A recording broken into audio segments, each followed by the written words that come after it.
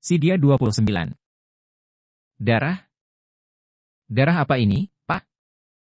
Kedua orang tua Farel panik mendapati sofa ruang tamu terdapat adanya bercak darah yang mengering seketika pikiran mereka melalang buana.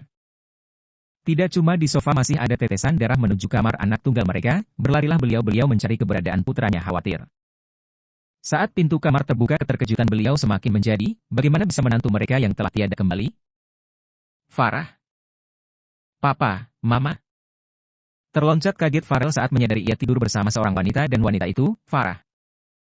Dipukul-pukul kepalanya untuk mengingat kejadian semalam, tidak, ini tidak mungkin. Fanya terbangun setelah mendengar kebisingan di sekelilingnya, kepala yang masih terasa berdenyut diajaknya untuk duduk. Apa sih, berisik banget? Oh, tolong izinkan saya, menemui putra saya. Saya tahu saya salah tapi saya tetap ayah biologisnya, benar-benar kejadian itu di bawah alam sadar saya. Saya masih menyimpan semua buktinya, lain waktu insya Allah jika Mas berkenan akan saya tunjukkan. Tidak ada niat saya sedikit pun ingin melakukan itu. Seandainya, saya melihat Fanya dengan cerita yang berbeda akan saya dekati ia dengan jalan semestinya bukan seperti ini. Saya sangat menyesal, maaf. Cengkeraman di kursi melemah, emosi Ari sudah mulai bisa ia jenakkan. Haruskah ia mengizinkan atau tidak? Mas, tolong izinkan kami melihat cucu kami, bujuk wanita paruh baya. Tidak bisa. Kesehatan Fanya lebih penting. Mereka semua tampak kecewa dengan keputusan Aris, bayi tersebut satu-satunya penerus perusahaan yang digeluti orang tua Farel. Beliau tidak yakin jika putra mereka bisa merajut kembali dengan wanita lain setelah melihat sendiri kesetiaan dan rasa cinta yang dimiliki Farel. Apalagi, saat ini menantu yang sudah tiada telah kembali bersama cucu mereka meski dengan cerita yang berbeda dan tidak diinginkan. Sepertinya, Farel tertarik dan mulai menyimpan rasa terhadap ibu dari cucu beliau. Baiklah, tapi saya tidak bisa menjamin Fanya akan mengizinkan. Terima kasih, Mas. Senyum bahagia akhirnya terpancar ada setitik harapan bertemu dengan si buah hati. Jika boleh ia menginginkan lebih bukan cuma putranya tetapi wanita yang beberapa bulan ini sudah mengambil sebagian hatinya yang telah lama kosong. Segenggam rasa sayang tiba-tiba menyelusup di dalam kalbu. Farel beserta ibunya mencoba menemui Fanya yang sedang tersenyum bahagia bercanda bersama ibu dan saudara perempuan yang tidak hentinya memandangi buah hati mereka yang sudah tertidur pulas. Bibir tertarik sedikit tanpa disadari melihat wanitanya bersama putranya, ada rasa bahagia tidak terkira tidak sabar bertemu anak lelakinya tapi. Langkah terhenti, apakah Fanya mau memaafkannya? Teringat kesalahannya dulu yang sangat fatal tapi hati tidak bisa berbohong ingin sekali bertemu dengan bayi tersebut. Buk, panggil Aris memberi kode jika mereka kedatangan tamu. Semua wanita menoleh mendengar panggilan Aris dan terkejutnya Fanya pria yang paling dia benci berdiri di depan sana. Bayangan yang sudah terkubur kembali melesat keluar, rasa benci menyeruak membuat Fanya kembali histeris sembari memeluk bayi kecilnya ketakutan. Perawat meminta mereka keluar ruangan agar tidak mengganggu ibu muda tersebut. Aris mengajak ibunya keluar menemui tamu biarlah adiknya ditenangkan Dara dan juga Salsa. Keluarga tersebut menjelaskan kembali kejadian masa lalu dan memohon agar diberikan izin melihat cucu pertamanya dari putra satu-satu beliau. Bu Fani mencoba berlapang dada memaklumi perasaan mereka, beliau tidak boleh egois memikirkan emosi sesaat. Ikut membujuk putri beliau memberi pengertian agar Fanya memberinya kesempatan mereka bertemu bayinya. Setelah lama dibujuk dan mulai tenang Fanya mengizinkan tapi tetap enggan bertemu mereka kembali. Senyum keluarga tersebut terus mengembang menyambut hangat keluarga baru, wajah mungilnya mirip sekali dengan putra tunggal mereka.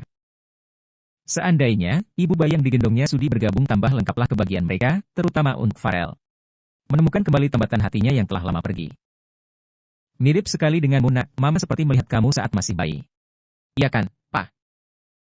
Diserahkan bayi yang meregangkan badannya dengan mata masih tertutup membuat mereka semakin gemas ke suami beliau yang sejak tadi tidak berkomentar cuma memandangi. Farel dengan cekatan mengambilkan kursi untuk ayahnya duduk supaya memudahkan beliau menimang cucu pertama. Cucu Oma ganteng banget. Mereka bertiga terus mengerubungi bayi mungil tersebut, hati Fanya sedikit tersentuh melihat pemandangan di depan mata. Beliau tidak bersalah yang bersalah putranya, lagian tidak bisa dipungkiri ada darah mereka di tubuh bayinya. Ia berusaha legawa memaafkan tapi tidak dengan pria itu untuk saat ini.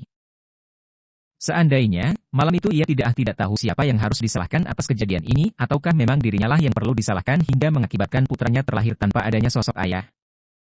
Kalau saja dia tidak menuruti kemauan hati pasti ini tidak akan terjadi tapi kasih sayang ayahnya.